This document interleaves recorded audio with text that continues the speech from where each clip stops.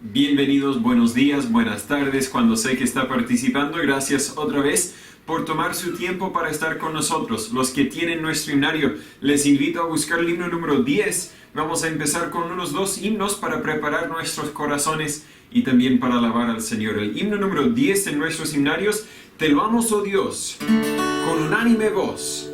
Solo soy una voz, pero tal vez también, por lo menos en su corazón, esté cantando conmigo. Porque en Cristo tu Hijo nos diste perdón. Aleluya, te alabamos, cuán grande es tu amor. Aleluya, te adoramos, bendito Señor. Te loamos, oh Dios, con unánime voz, porque en Cristo tu Hijo nos diste perdón. Aleluya, te alabamos, cuán grande es tu amor. Aleluya, te adoramos, bendito Señor.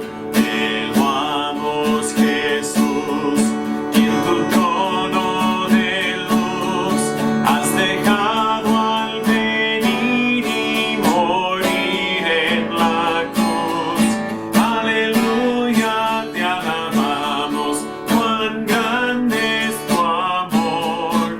Aleluya, te adoramos, bendito Señor. Te damos honor, Santo Consolador, quien nos llenas de gozo y santo valor.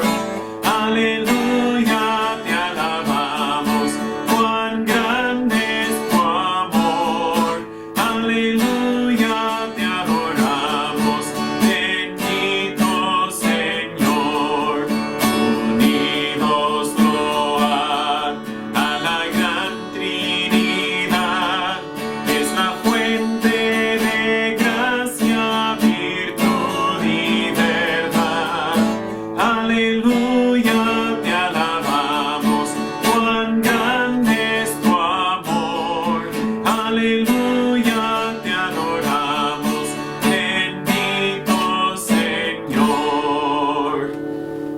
Vamos a estudiar un poco acerca de la Trinidad. No va a ser nuestro enfoque, sin embargo es imposible separar la doctrina de la Trinidad de la Biblia y del texto que vamos a estudiar en un momento. El himno número 41 es un himno nuevo. No creo que lo hemos cantado anteriormente. Tal vez usted lo conoce. En la vergonzosa cruz padeció por mí Jesús. Luego el coro dice: si fue por mí, fue por mí murió Jesús en la vergonzosa cruz. Un punto principal que vamos a ver es que el cristiano verdadero obedece a Dios a causa de lo que Dios hizo por nosotros. Y fue por mí que murió Jesús en la vergonzosa cruz.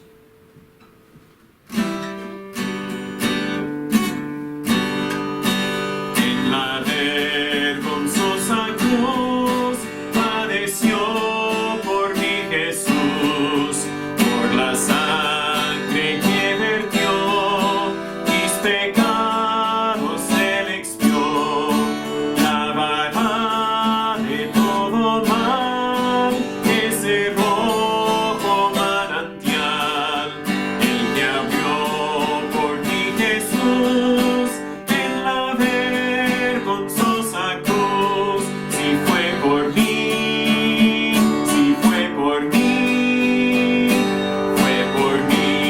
murió Jesús en la vergonzosa cruz.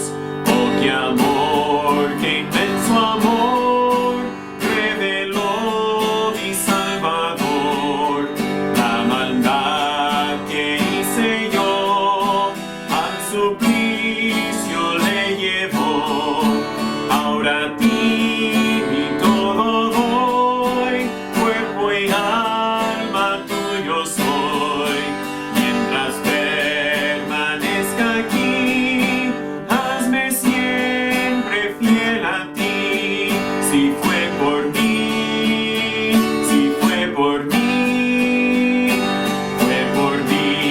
murió Jesús en la vergonzosa Yo de Cristo solo soy, a seguirle presto estoy, al bendito Redentor, serviré con firme amor, sea mi alma ya su hogar, y mi corazón su altar, vida emana paz y luz del Calvario de la cruz. Si fue por mí, si fue por mí, murió Jesús en la vergonzosa cruz. Cuando realmente lo pensemos, esa es una verdad maravillosa, una verdad que debería no tan solo afectar nuestro pensar, sino también afectar nuestro vivir.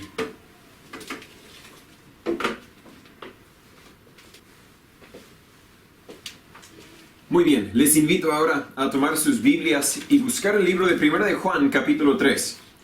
Primera de Juan, capítulo 3. Estamos siguiendo nuestro estudio de este libro, esta carta, que Juan escribió a los creyentes, a los hijos de Dios, los hermanos de Él. Y estamos usando el texto, no el texto sencillo, sino el texto entero, para ayudarnos a examinar nuestras vidas, para ver si somos hijos de Dios, y para ver si somos obedientes a Dios, si vivimos en comunión con Dios. Hoy vamos a hablar un poco acerca de los imitadores, es decir, los que pretenden ser hijos de Dios, pero realmente no lo son. En los Estados Unidos hay una división del departamento financiero, y me imagino que lo mismo existe en Chile y en cada parte del mundo, una división que se especializa en identificar a los billetes falsos. Pero lo raro para mí es que no pasan tiempo estudiando la falsedad. No les demuestran un billete falso y dicen, estúdialo bien para que puedan identificar otros billetes falsos como ese, porque falsedades existen de todo tipo y puede ser que nunca van a volver a encontrar otro billete falso igual a ese billete falso. ¿Cómo los preparan entonces? Al estudiar al verdadero, al billete genuino, los billetes genuinos, porque si conozco bien al genuino, podré identificar con mayor facilidad al falso, al imitado, al fingido. En nuestro pasaje, Juan nos ayuda a identificar a los cristianos verdaderos, ya que también hay cristianos falsos que realmente son hijos del diablo, como lo dice en versículo 10 de Juan primera de Juan capítulo 3. En vez de darnos una descripción de estos falsos, nos da una descripción de los hijos verdaderos. Leamos el texto en 1 de Juan capítulo 3. Voy a leer del versículo 1 hasta el versículo 10. La Biblia dice, mirad cuál amor nos ha dado el Padre, que seamos llamados hijos de Dios. Por esto el mundo no nos conoce, porque no le conoció a Él. Amados, ahora somos hijos de Dios, y aún no se ha manifestado lo que hemos de ser, pero sabemos que cuando Él apareciere seremos semejantes a Él, porque le veremos como Él es. Y cualquiera que tiene esta esperanza en Él se purifica a sí mismo, así como Él es puro. Cualquiera que comete pecado traspasa también la ley, pues el pecado es transgresión de la ley. Y sabéis que Él apareció para quitar nuestros pecados, y no hay pecado en Él.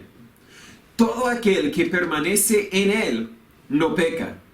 Todo aquel que peca no le ha visto ni le ha conocido. No se deje engañar o confundir con este versículo. Lo vamos a explicar en mayor detalle en un momento. Versículo 7. Hijitos, nadie os engañe. El que hace justicia es justo, como también Él es justo. Otra vez no se confunda, vamos a explicarlo. Versículo 8. El que hace pecado es del diablo, porque el diablo peca desde el principio. Para esto apareció el Hijo de Dios, para deshacer las obras del diablo. Todo aquel que es nacido de Dios no peca, porque su simiente permanece en él y no puede pecar, porque es nacido de Dios. En esto son manifiestos los hijos de Dios y los hijos del diablo. Todo el que no hace justicia y que no ama a su hermano no es de Dios. Versículo 10 otra vez, queremos enfocarnos en lo que es un cristiano genuino y no fingido, no un imitador, un cristiano falso. Versículo 10, en esto son manifiestos los hijos de Dios y los hijos del diablo. Todo el que no hace justicia y que no ama a su hermano no es de Dios. Oremos, Señor y Padre, gracias por su palabra. Gracias por la verdad que es la verdad que nos revela, la verdad que nos transforma. Señor, ayúdanos a entender la verdad de su palabra en este momento. Que mis palabras que son incapaces, sean capaces por medio del poder de su Espíritu, para abrir nuestros corazones, para abrir nuestro entendimiento, para cambiarnos, transformarnos conforme a la imagen de su Hijo. Y Señor, si hay alguno que es un cristiano fingido, un cristiano falso, obra en sus vidas, que puedan conocerte a ti, que puedan arrepentirse de su falsedad y nacer a tu familia. Pero los que somos sus hijos, Señor, transfórmanos. Ayúdanos a vivir y a hacer todo lo que usted quiere que seamos. En el nombre de Jesús pedimos todo esto. Amén. Otra vez, versículo 10, aquí es la clave. En esto son manifiestos los hijos de Dios y los hijos del diablo. Todo el que no hace justicia y que no ama a su hermano no es de Dios. Por lo tanto, un hijo de Dios, un hijo genuino, hará la justicia, amará a los hermanos. Nuestra porción aquí en los primeros 10 versículos de este capítulo se enfocará en esta primera evidencia, en la evidencia de hacer justicia, y el resto del capítulo que vamos a ver la semana que viene. No me acuerdo si vamos a verlo todo, creo que sí, vamos a ver la segunda mitad, todo el resto de este capítulo la semana que viene. Se va a enfocar en la segunda evidencia, la evidencia de amar a los hermanos. No son temas nuevos, vimos estos temas ya en los primeros 2 capítulos, pero su presentación aquí es distinta. En los primeros 2 capítulos, el enfoque estaba en nuestra comunión con Dios, es decir, que deberíamos obedecer a Dios para poder tener comunión con Dios. Y si realmente tenemos comunión con Dios, vamos a practicar la justicia, vamos a amar a los hermanos naturalmente. Pero aquí el enfoque está en nuestro parentesco. Versículo 1 dice, mirad cuán amor nos ha dado el Padre en que seamos llamados hijos de Dios. Versículo 2, ahora somos hijos de Dios, ya somos hijos de Dios. Y a causa de eso, deberíamos practicar la justicia y deberíamos amar a los hermanos.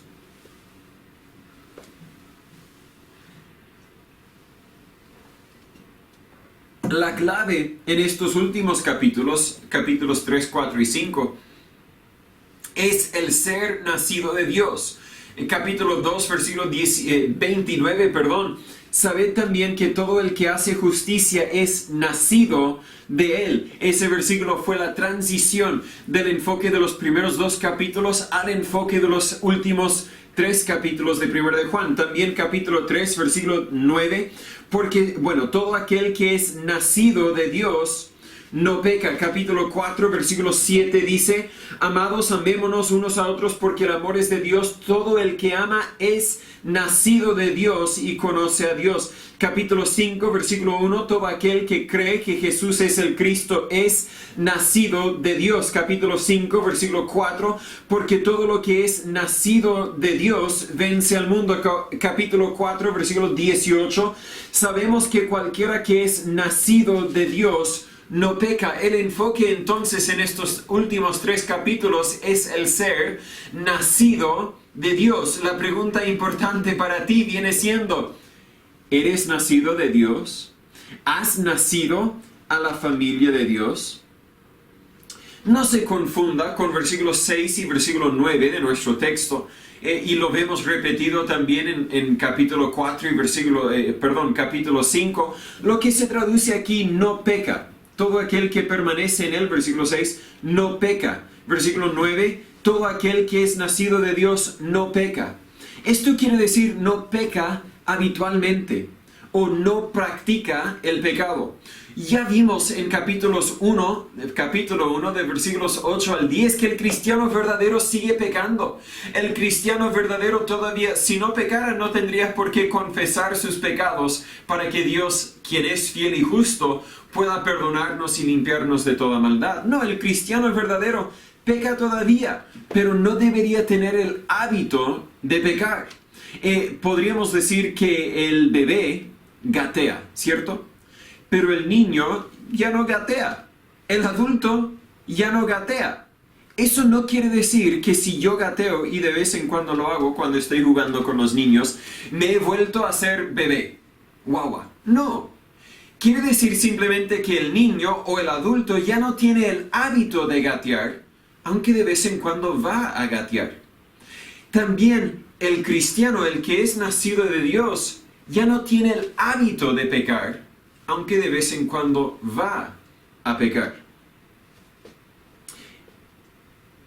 Comemos habitualmente. Nos bañamos habitualmente, por lo menos eso espero. Algunos hacemos ejercicio habitualmente, pero el cristiano verdadero no debería pecar habitualmente. Muchos de los personajes más conocidos de la Biblia pecaron en un momento u otro. Abraham pecó con Agar. David pecó con Betsabé. Moisés se enojó y golpeó la roca en vez de hablarla como Dios le había mandado. Pedro negó al Señor 3 veces, pero el pecado no fue el hábito en sus vidas, en ninguno de ellos. Fue algo anormal. Y cuando pecaron, pidieron perdón de Dios, indicando que habían nacido de Dios. Una persona quien no es hijo de Dios habitualmente peca. Incluso los que fingen ser cristianos y parecen vivir vidas buenas, habitualmente pecan. ¡Oh, pero cómo! Si tú dices que esa persona que va a la iglesia pero no es cristiano, ¿cómo dices que no es cristiano si no baila, no fuma? Y el bailar no es necesariamente pecado. No toma, no hace drogas, no golpea a su esposa. ¿Verdad? Al parecer es una persona buena, no peca. Pero sí peca. Peca en su corazón. Muchas veces tenemos que redefinir la palabra pecar o definirla más bien por lo que la Biblia lo define, porque pecar no es lo que hacemos por fuera. Vamos a ver este enfoque principalmente la semana que viene, si Dios permite. Pero el pecado no es lo que hacemos por fuera. El pecado es más bien tema del corazón. Y el que no es hijo de Dios tiene el hábito de pecar con el corazón, aun si no tanto por fuera con sus hechos. El cristiano fingido, es decir, el incrédulo, vive en pecado, mientras que el cristiano verdadero, el Hijo de Dios, no tiene el hábito de pecar, aunque peca tal vez de vez en cuando. Un cristiano verdadero conoce a Dios. El fingido tal vez se involucra un poco con la familia de Dios, se ocupa un poco en actividades religiosas, pero no conoce a Dios. El que ha nacido a la familia de Dios, en cambio, le conoce por medio del Espíritu Santo, y como le conoce, le obedece. Estamos estudiando el libro de Gálatas en nuestro estudio del miércoles, y creo que nos cuesta un poco entender totalmente la gracia. Que la gracia de Dios excluye las obras. Pero eso no quiere decir que el cristiano que ha sido salvo por la gracia no debe obedecer a Dios. Más bien debe obedecer a Dios porque conoce a Dios. No obedece a Dios para conocer a Dios, para ser hijo de Dios, sino obedece a Dios porque ya conoce a Dios, porque ya es hijo de Dios. Juan aquí presenta 3 motivos por el cual el cristiano verdadero obedece a Dios. No tiene que esforzarse en obedecer a Dios. Naturalmente obedece a Dios. En primer lugar, los primeros 3 versículos, el cristiano verdadero obedece a Dios porque el Padre nos ama. Podríamos también decir, nos amó. Con esto quiero señalar la verdad que la Biblia presenta en Romanos 5, versículos 7 al 8. Porque apenas morirá alguno por un justo. Con todo pudiera ser que alguno osara morir por el bueno, mas Dios encarece su amor para con nosotros en que siendo aún pecadores, Cristo murió por nosotros. Lo que la Biblia quiere expresar aquí es que nos cuesta ofrecernos a morir por una persona buena. Si estamos, no sé, en un supermercado y un ladrón entra con una pistola, un ladrón, más que ladrón, un delincuente, un drogadicto tal vez, entra con una pistola y lo apunta a la cabeza de la persona más amada de la comuna. Y dice, voy a matar a esta persona a menos de que alguien más se ofrece para morir en su lugar. Difícilmente una persona buena en los ojos de los vecinos, difícilmente alguien se va a ofrecer, mejor máteme a mí, yo prefiero morir a que mates a esa persona. Difícilmente, eso es lo que dice versículo 7, apenas morirá alguno por un justo. Con todo pudiera ser que algunos harán morir por el bueno. Pero si ese mismo delincuente tomara al más malo de la comuna y le apuntara la pistola, le voy a matar a menos de que alguien se ofrece, todos dirían, por favor, mátelo. Por favor, siempre anda, no sé, robando de mi casa, anda borracho en la calle haciendo todo el grito a las 2 de la mañana. Por favor, mátalo, nos vas a hacer un favor. Más Dios, Romanos 5:8, encarece su amor para con nosotros. Esa palabra encarece significa demuestra el alto valor de su amor para con nosotros. En que siendo aún pecadores, siendo los más malos de los más malos, Cristo murió por nosotros. Eso debería motivarme a obedecer a Dios, sabiendo que Dios me amó tanto, que mandó a su Hijo unigénito para morir en la cruz, para que todo aquel, tú y yo, cualquier persona, todo aquel que en Él cree, no se pierda, mas tenga vida eterna. Ese es un amor extraño, ¿no crees? Dios mandó a su único Hijo a morir por nosotros. Nosotros, sus enemigos. Ahora, en vez de ser sus enemigos, nos hizo sus hijos por medio de la salvación y nuestra fe en el Evangelio. Aunque el mundo no entienda esta relación que tenemos con Dios, tampoco entienden a Dios, pero el que conoce a Dios sabe el privilegio que es ser su hijo. Capítulo 3, versículo 1 dice, mirad cuál amor nos ha dado el Padre. Mira, wow, ¿no es maravilloso? ¿No es increíble? Mirad cuál amor nos ha dado el Padre, en que seamos llamados hijos de Dios. Por esto el mundo no nos conoce, no puede entender el amor que Dios tiene para nosotros, porque no le conoció a Él, porque mucho menos conoció a Dios. Versículo 1 nos dice lo que somos hijos de Dios. Y versículo 2 se refiere a lo que seremos cuando el rapto sucede. Amados, ahora somos hijos de Dios, y aún no se ha manifestado lo que hemos de ser, lo que seremos cuando el rapto sucede. Capítulo 2, versículo 28, dice, ahora hijitos, permaneced en Él, para que cuando Él apareciere, tengamos confianza y no seamos avergonzados delante de Él en su venida. El amor de Dios hacia nosotros no se detiene con nuestro nacimiento a la familia de Dios. Nos acompaña durante toda nuestra vida espiritual, hasta el regreso de Cristo, cuando tendremos cuerpos nuevos en el cielo. Así seremos semejantes a Él, como la Biblia dice en Filipenses 3, 20 y 21. El amor de Dios nos causa nacer a la familia de Dios, pero el amor de Dios también nos causa vivir por Dios, obedecer a Dios en nuestras vidas. Nos dijo lo que somos, nos dijo lo que seremos en versículo 2, pero en versículo 3 nos dice lo que deberíamos ser. Y cualquiera que tiene esta esperanza en Él, un día voy al cielo, yo soy hijo de Dios. Cualquiera que tiene esta esperanza en Él, se purifica a sí mismo, así como Él es puro. Sabiendo que Cristo volverá, debemos ser puros. Mis hijos muchas veces cuando juegan afuera, especialmente si alguien acaba de lavar su auto, hay agua que quedó en la calle, o si acaban de regar el pasto, hay lodo en el patio, ¿no? El patio, en la plaza, el espacio que tienen para jugar.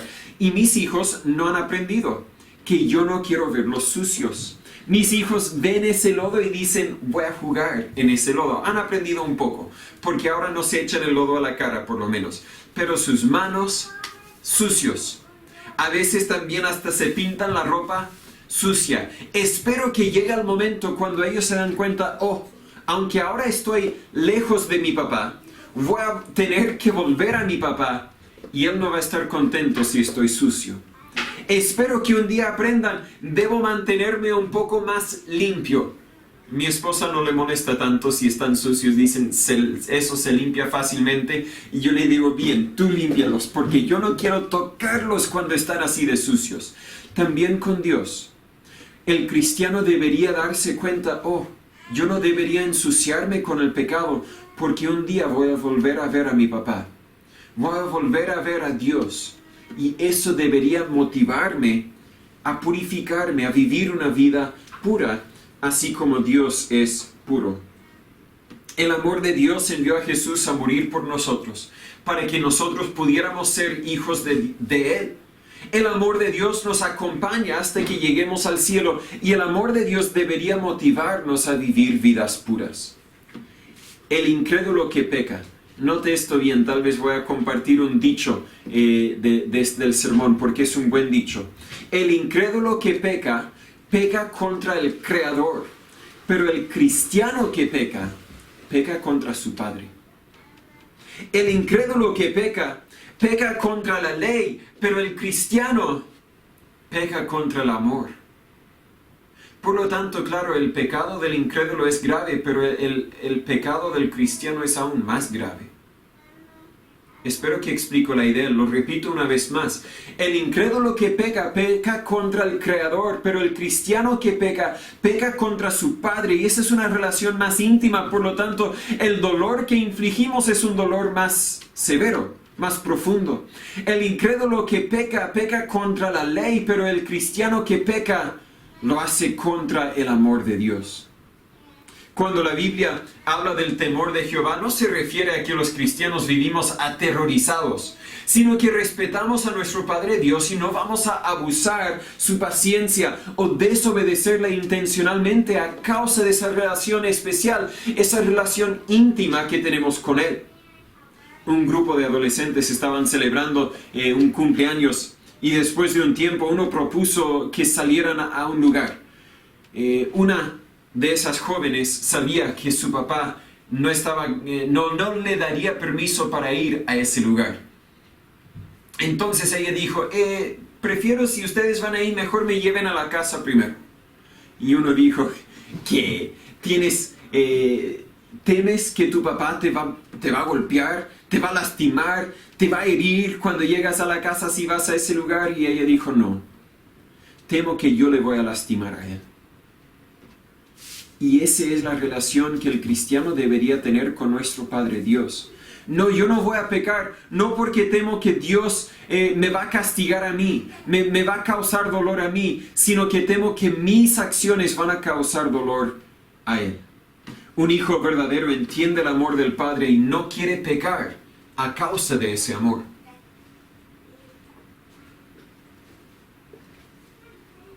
Pero el cristiano verdadero quiere alejarse del pecado no tan solo porque el Padre nos ama, sino que también porque el Hijo murió por nosotros.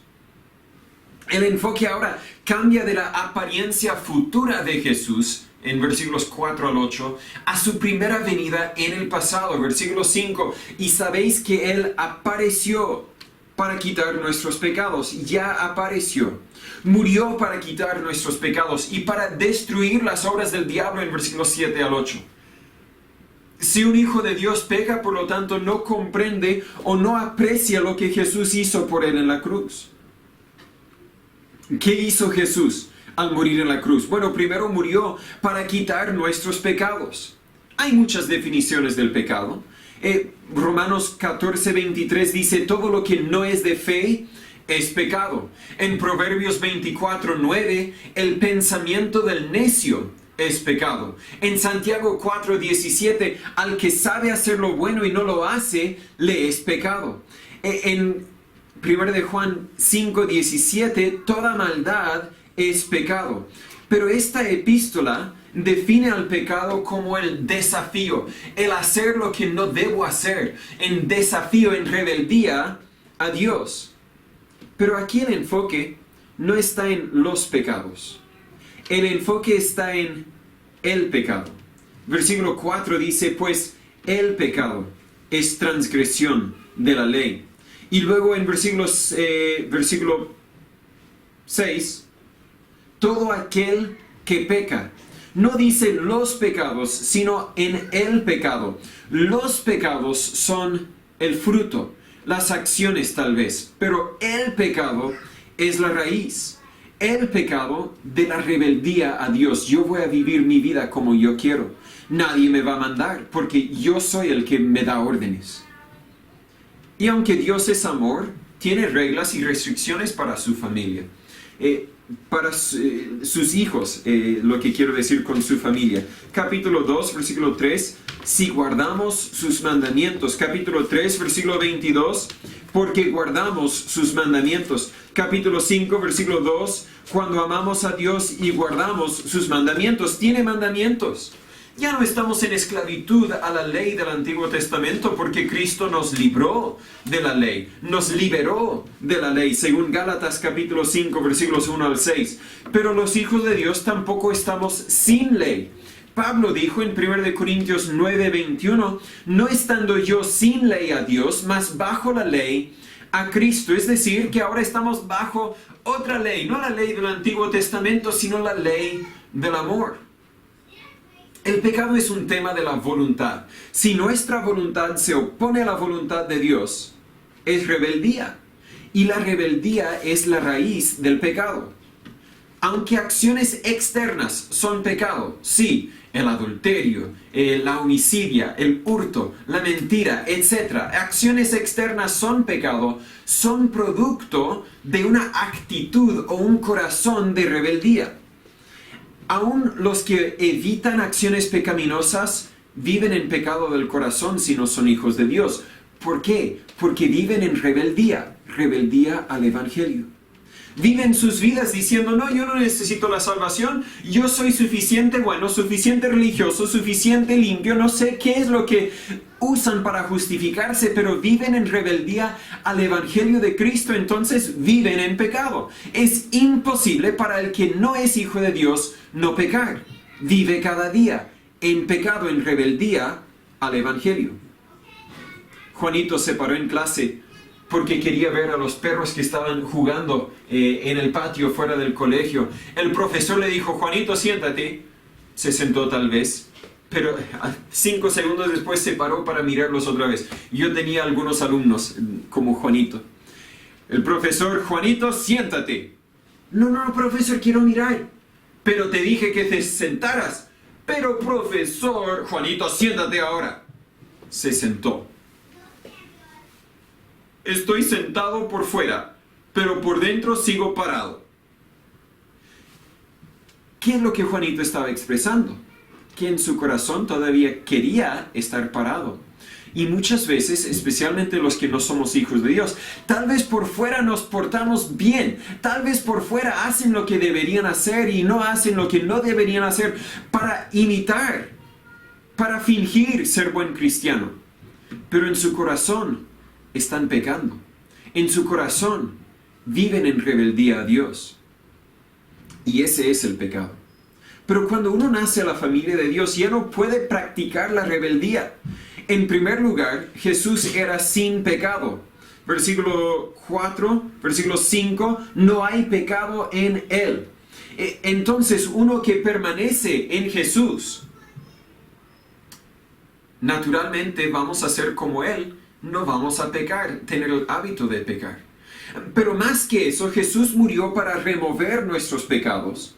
Después de haber conocido a Jesús y lo que Él hizo por nosotros, no podemos intencionalmente volver a pecar, sabiendo que Él murió para quitar nuestros pecados. Versículo 5, Él apareció para quitar nuestros pecados. Cuando nosotros pecamos intencionalmente, estamos botando la obra de Cristo en la cruz al basurero. No sé si ustedes, los que han tenido perros, han bañado al perro.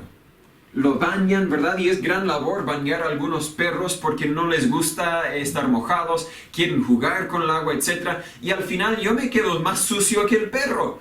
No me gusta bañar al perro. Estoy agradecido que a Cristín no le molesta tanto, entonces las veces que el osito ha tenido un baño fue porque Cristín y a veces los niños lo bañaron entendiendo que se van a ensuciar. A ellos les gusta ensuciarse, a mí no.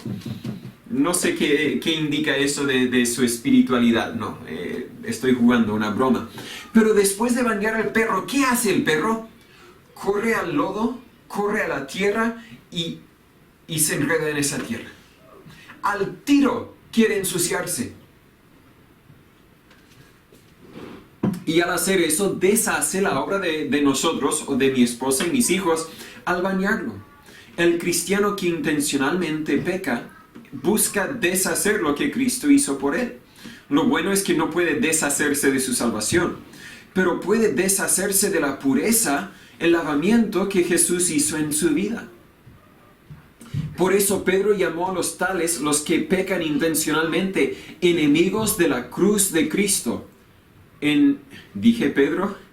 Pablo, en Filipenses capítulo 3, versículos 18 y 19.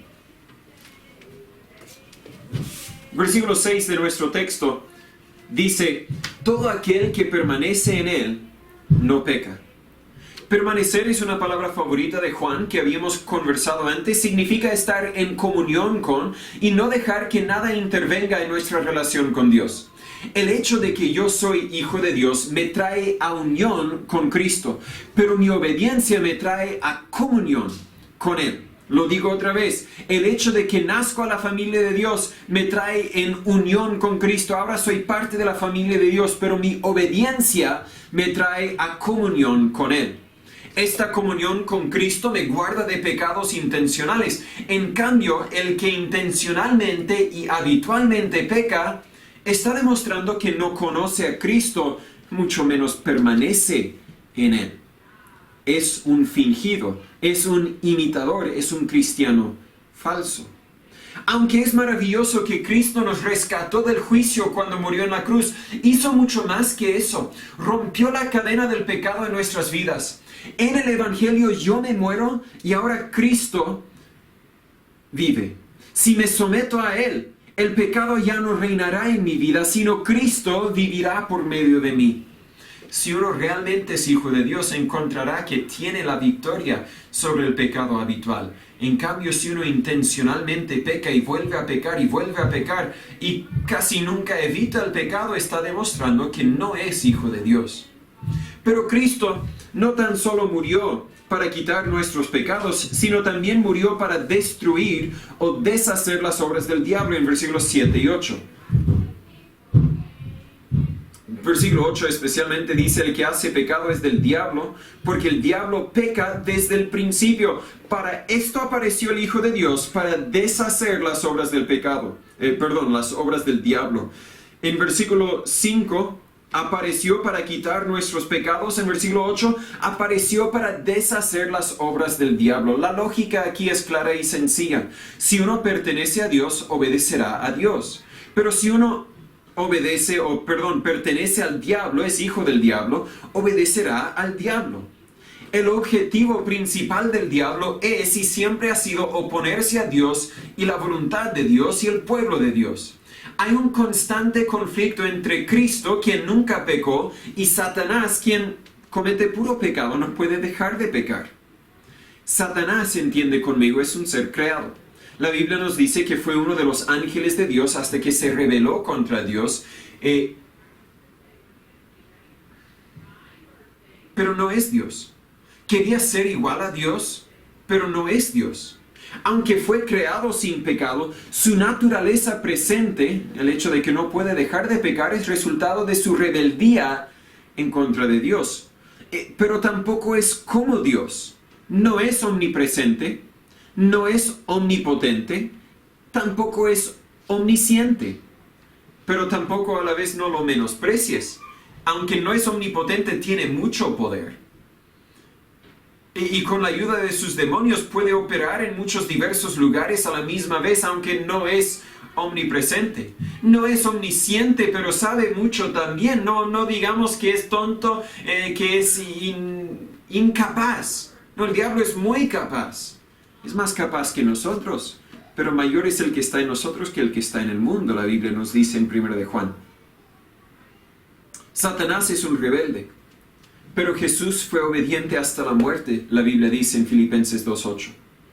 Cristo es Dios, pero se hizo un siervo de todos, mientras que Satanás era un siervo y quería ser Dios. Desde Génesis capítulo 3, Satanás ha sido un pecador y Cristo vino para deshacer sus obras. Sus obras son el pecado. Esa palabra deshacer significa rendir impotente o incapaz. Cuando uno está en Cristo, Satanás ya no tiene dominio sobre él. Claro que sigue tentando al cristiano, pero ya no somos sus hijos. Ya no tenemos que obedecerlo porque ya estamos libres en Cristo. Como cristianos podemos estar asegurados de que Satanás es un enemigo derrotado. Su derrota empezó cuando Jesús murió en la cruz y resucitó por nuestros pecados, y su derrota será completado después de los 7 años de tribulación, cuando será encadenado por 1000 años. La Biblia dice, después de eso será suelto por un poco tiempo para que pueda ser juzgado y lanzado al lago de fuego por toda la eternidad. Versículo 7 aquí nos advierte de no estar engañados. Uno quien se identifica como justo y como miembro de la familia de Dios debería vivir una vida justa. Dice, el que hace justicia es justo, como también Él es justo. Aunque el cristiano todavía peca, no debe vivir en el pecado. No debe vivir derrotado o controlado por el poder de Satanás, porque Cristo vino para librarle de él. Por lo tanto, si uno vive con el pecado, con el hábito de pecar, es posible y es hasta probable que todavía pertenece a Satanás. Es probable que Cristo no ha venido a su vida para deshacer las obras de Satanás, porque su hábito de la vida demuestra que pertenece a Satanás y no a Cristo.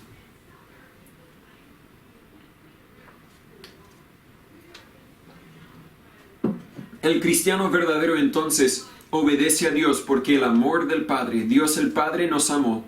Dios el Hijo, Jesús, murió en nuestro lugar. Y en tercer lugar, Dios el Espíritu Santo vive dentro de nosotros.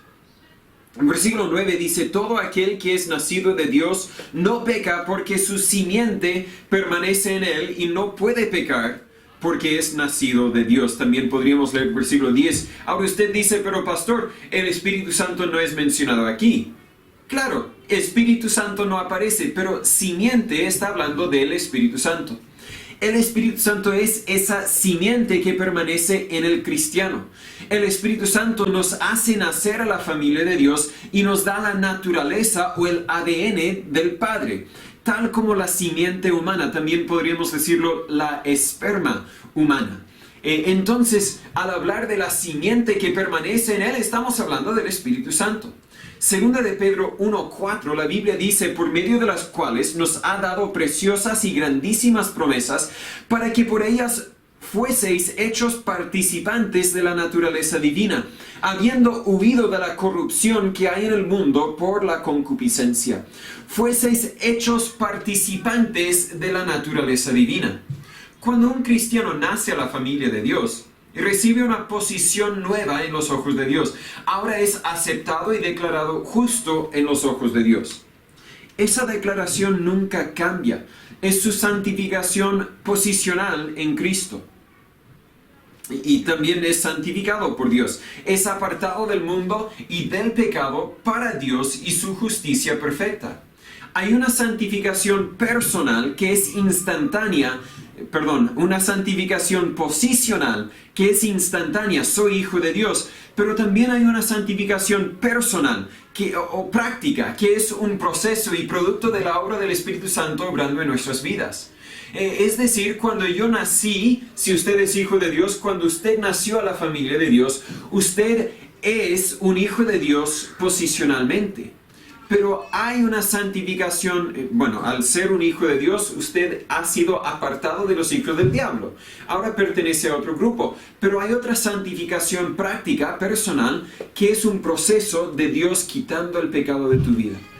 Cuando naciste a la familia de Dios, es probable que algunas cosas cambiaron al instante.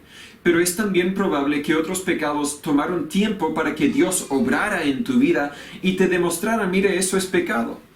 No debes participar en ello. Y después de un tiempo, tal vez al momento en que sabías que era pecado, tal vez costó un poco para quitar ese hábito de la vida vieja.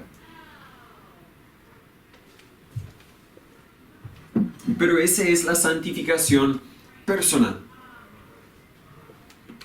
Déjame aclarar que la única forma de nacer a la familia de Dios, de ser declarado justo y ser apartado por Dios, es en creer en Jesús.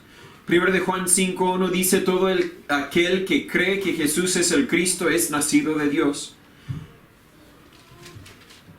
Nunca vas a nacer por medio del Espíritu Santo sin creer en Jesús y lo que Él hizo por ti. La vida física produce vida física, pero vida espiritual produce vida espiritual. Lo que es nacido de la carne, carne es, y lo que es nacido del Espíritu, Espíritu es. La Biblia dice en Juan 3:6. En 1 de Pedro 1:23, siendo renacidos no de simiente corruptible, sino de incorruptible por la palabra de Dios que vive y permanece para siempre. Uno no nace a la familia de Dios por medio de lo que hace un pastor, por medio de ser miembro de una iglesia, por medio de bautizarse. Uno nace a la familia de Dios por medio del poder del Espíritu Santo, por medio de también la palabra de Dios, como la Biblia dice en 1 de Pedro 1:23. Por lo tanto, los padres espirituales, los ingredientes que producen vida espiritual son la palabra de Dios y el Espíritu de Dios. Estos dos se combinan para demostrar a un pecador que necesita ser salvo y que Jesús es el único quien puede salvarle. Y con esta nueva vida, la vida espiritual, ahora tenemos una naturaleza nueva. Todavía tenemos una naturaleza humana, una naturaleza pecaminosa que mencionamos un poco el miércoles en nuestro estudio, pero ahora también tenemos una naturaleza nueva, una naturaleza divina. Veamos un poco el contraste. En Romanos 6:6, la naturaleza antigua es llamada nuestro viejo hombre. Y en Efesios 4:24, la nueva es llamado el nuevo hombre. En Gálatas 5:17 vemos a la carne y en Gálatas 5:17 también vemos al espíritu. En 1 de Pedro 1:23 tenemos la simiente corruptible y en capítulo 3, versículo 9 de nuestro texto tenemos la simiente de Dios. Su simiente permanece en él. La naturaleza humana produce pecado, pero la divina nos causa vivir vidas santas. Tenemos que decidir, por lo tanto, en cuál vamos a vivir.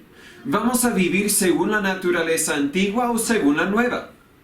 Si sabes que dos perros van a pelear en una semana y quieres que un perro gane y el otro pierde, ¿cómo puedes asegurarte que este gane y el otro pierda? Bueno, podría matar al uno. Y de hecho la Biblia dice que Pablo dice en un pasaje que ha crucificado la carne y sus deseos para poder vivir para Cristo. Pero no podemos matar a nuestro cuerpo físico, no podemos literalmente matar a nuestros deseos físicos. Entonces, si no puedo matar al otro perro, ¿cómo puedo asegurarme que este va a ganar y el otro va a perder? Puedo alimentar a uno y no al otro. Y en una semana cuando pelean, esta va a tener mucha fuerza, mucha energía, y esta ni va a poder levantarse. Va a estar tan débil. También en nuestras vidas tenemos que elegir que vamos a alimentar a nuestra naturaleza divina. En Gálatas 5:16 la Biblia dice, digo pues andad en el Espíritu y no satisfagáis la concupiscencia de la carne. Cada día, cada momento de cada día vive en el Espíritu, para la voluntad de Dios, y vas a fortalecer el Espíritu y no satisfagáis la concupiscencia de la carne. No hagas lo que tu cuerpo quiere hacer si es pecado.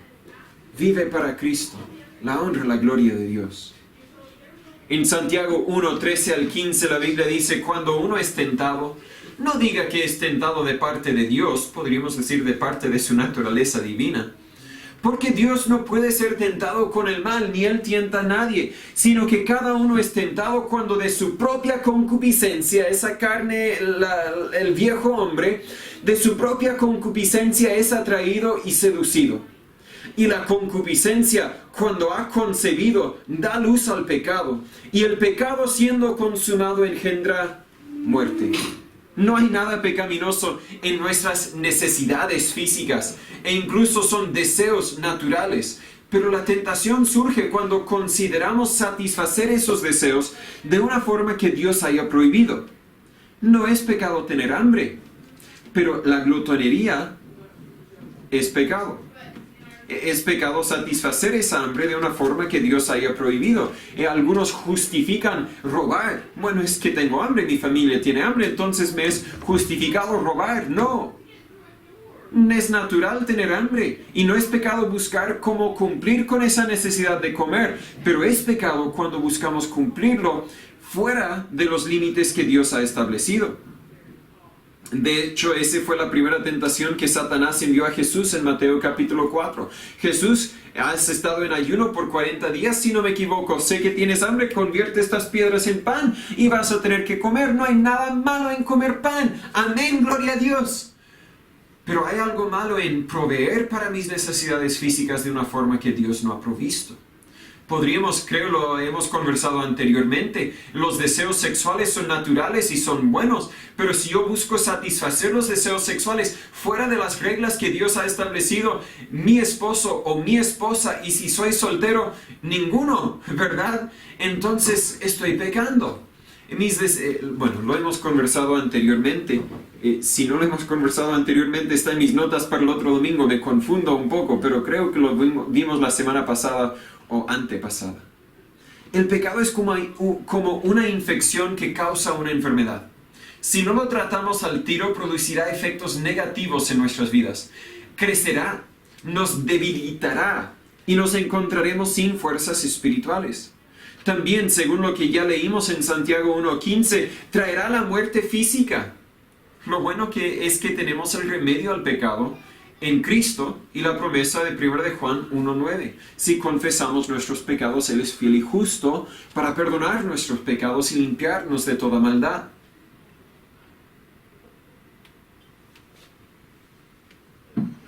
Lo que parece atractivo a nuestra naturaleza humana no será atractivo a nuestra naturaleza divina si es prohibida por Dios. Claro, que también hay cosas que a ambas naturalezas se encuentran atractivo. Jugar con la familia. Mi carne disfruta de jugar con la familia, mi espíritu también. A veces mi carne dice, no, disfrutarías mejor sentándote y mirando tele. Y ahí es donde dice, no, carne disfruta también de jugar con la familia. Pero hay otras cosas que solo la naturaleza divina encontrará atractivo. Leer la Biblia, escuchar un sermón. Lo que Dios ha prohibido es pecado. Y nuestra naturaleza divina, el Espíritu Santo dentro de nosotros, no lo encontrará atractivo. Porque el pecado se opone al Espíritu Santo. La solución para evitar el pecado entonces viene al andar en el Espíritu y no satisfacer los deseos de la carne, sino alimentar la nueva naturaleza. El siempre rendirse al pecado es una marca de los hijos del diablo. La Biblia dice en versículo 10, en esto son manifiestos los hijos de Dios y los hijos del diablo. Todo el que no hace justicia y que no ama a su hermano no es de Dios, es del diablo, podríamos agregar. Dicen una cosa, pero hacen otra.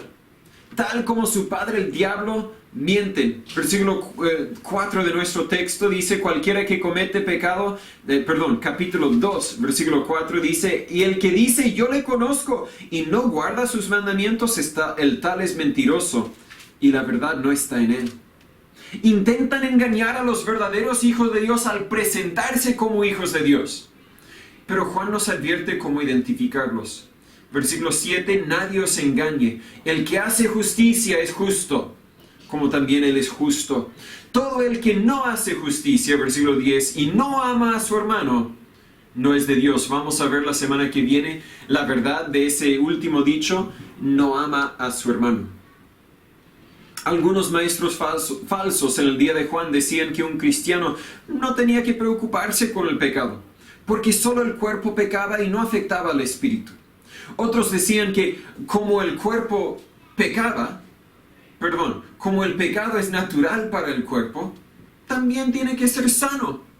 Pero el Nuevo Testamento destruye esas ideas falsas. El pecado sí afecta a nuestro espíritu. El pecado no es sano, aunque suele ser natural para nuestro cuerpo. La vieja naturaleza, primero, no es el cuerpo. El cuerpo es neutro y puede servir a la naturaleza vieja o la naturaleza nueva. Romanos 6, 12 al 13 dice, no reine pues el pecado en vuestro cuerpo mortal. Es decir, nuestro cuerpo puede dejar que el pecado reine en el cuerpo o podemos elegir otra cosa. No reine pues el pecado en vuestro cuerpo mortal para que le obedezcáis en sus concupiscencias. Ni tampoco presentéis vuestros miembros al pecado como instrumentos de iniquidad, sino presentaos vosotros mismos a Dios como vivos de entre los muertos y vuestros miembros a Dios como instrumentos de justicia. Mi cuerpo puede ser instrumento de pecado o mi cuerpo puede ser instrumento de justicia.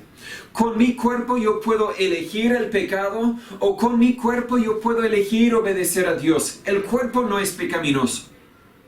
Mis deseos son pecaminosos. ¿Cómo puede un cristiano vencer a esta naturaleza pecaminosa? Al recordarse que su vida es un sacrificio vivo, la Biblia dice en Romanos 12:1. Al pasar más tiempo leyendo la Biblia para alimentar al Espíritu y al pedir en oración que Dios le llene del Espíritu Santo. Y mientras vive cada día, al depender del Espíritu Santo para vencer las tentaciones. Cuando peca y va a pecar, tiene que volver a Dios en arrepentimiento, sabiendo que el pecado es camino de destrucción y muerte. Otra vez Santiago 1:15, el pecado siendo consumado engendra muerte.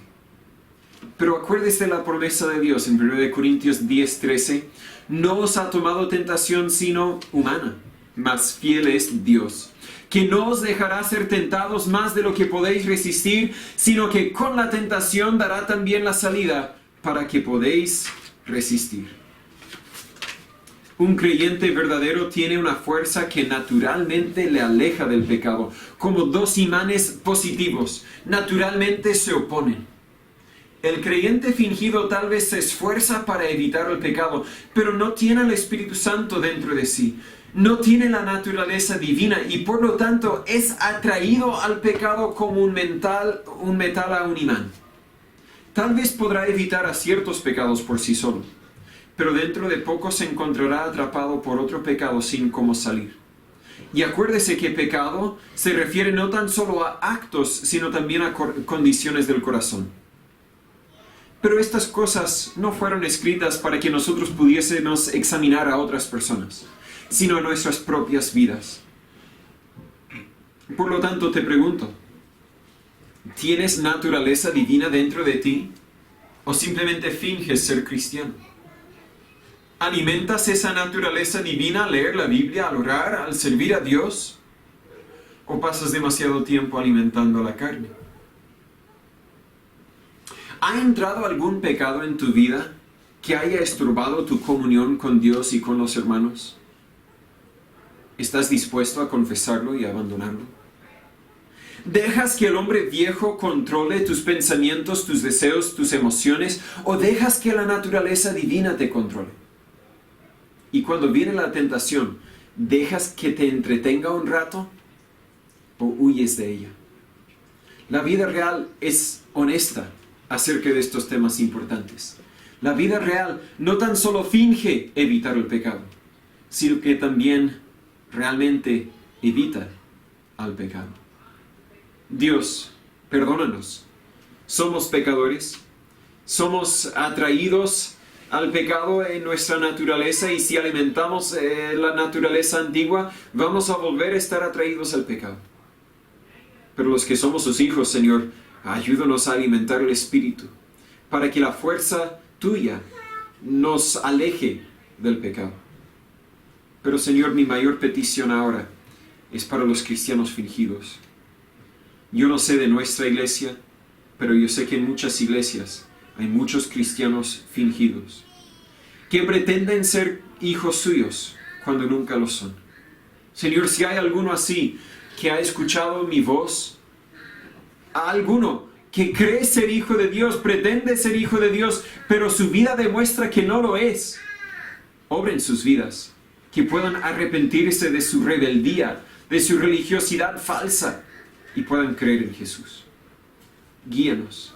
Sigue obrando en nuestras vidas el resto de este día, toda la semana y la semana que viene. En el nombre de Jesús lo pido. Amén. Terminemos con un último himno, el himno número 88. Perdón, 89.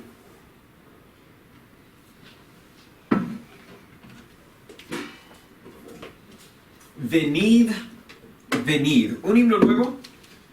Me gusta aprender los nuevos con este formato digital que tenemos. Así usted, si quiere escucharlo otra vez, puede repetirlo cuando termina todo, que va a ser en un momento breve. El himno número 89, venid, venid.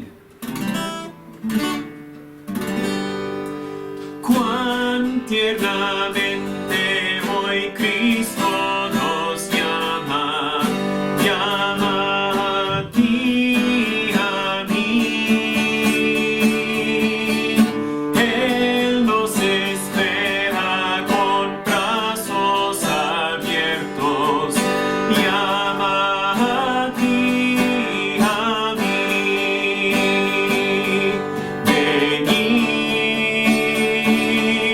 Venid. Si estáis cansados, venid.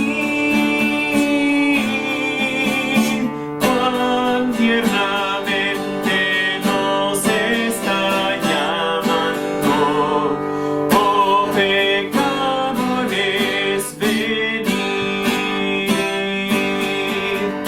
Porque debemos y está abogando Cristo por ti y por mí. Sus bendiciones está derramando siempre por ti y por mí. Venid, venid. Si estáis cansados, venid. Cuán tiernamente nos está llamando, oh pecadores, venid. El tiempo vuela, lograrlo conviene. Cristo te llama a ti. Vienen las sombras y viene la muerte. Vienen por ti y por mí. Venid, venid. Si estáis cansados, venid. Cuán tiernamente nos está llamando, oh pecadores, venid. Algunos tal vez debemos venir a Él en salvación, pero otros, los que somos salvos, igual tenemos la responsabilidad, la necesidad de venir en arrepentimiento, pidiendo perdón, porque seguimos siendo pecadores. Espero que tengas el hábito de evitar el pecado, pero espero también que tengas el hábito de volver a Cristo para restaurar la comunión que perdiste, ese momento que saliste de la voluntad de Él, ese momento en que pecaste en tu vida.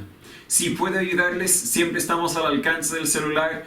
Seguimos en cuarentena, según entiendo, así que no vamos a reunirnos este viernes. Si podemos, lo haremos, sin duda. Pero si puedo ayudarles entre semana, por favor, solo hay que avisarme. Muchas gracias. ¿No son las verdades de Dios hermosas? Yo encuentro que entre más leo y más aprendo, más me doy cuenta que aún me falta más para aprender. La Biblia es el único libro que traspasa todo tiempo, traspasa toda cultura y aplica a mi vida y a la tuya también, y a de los otros hermanos también, de una forma distinta tal vez, pero siempre habla a nuestras vidas. La Biblia dice que la palabra de Dios es más fino que una espada de dos filos, que penetra el alma, que discierne hasta los pensamientos. Yo no sé cuál sea lo que la Biblia haya revelado en tu vida, pero si Dios te habló, tú habla con Dios ahora. Mi voz se va a apagar en un minuto y no tendrás que escucharme más, bueno, hasta la otra semana. Pero espero que tú tomes el tiempo para responder a Dios y decir: Dios, tienes toda la razón, yo estoy mal, yo tengo que cambiar esto, debo esforzarme más en esto, debo dejar que el Espíritu Santo me transforme más en esta otra área de mi vida. No dejes para mañana lo que debes hacer hoy. La obediencia indica hacerlo inmediatamente. Así que si Dios te ha dicho que deberías hacer algo, hazlo ahora. Yo no sé cuál sea lo que Dios quiere que tú hagas. Yo no sé la forma en que este mensaje te habló a ti, pero yo sé que Dios siempre habla. Yo no escucho ningún mensaje sin saber que Dios me habló a mí. Y si tú también estabas poniendo atención, estoy seguro que Dios te habló a ti. Y te invito a tomar este momento, los 5 o 10 minutos que siguen, comprométete con Dios.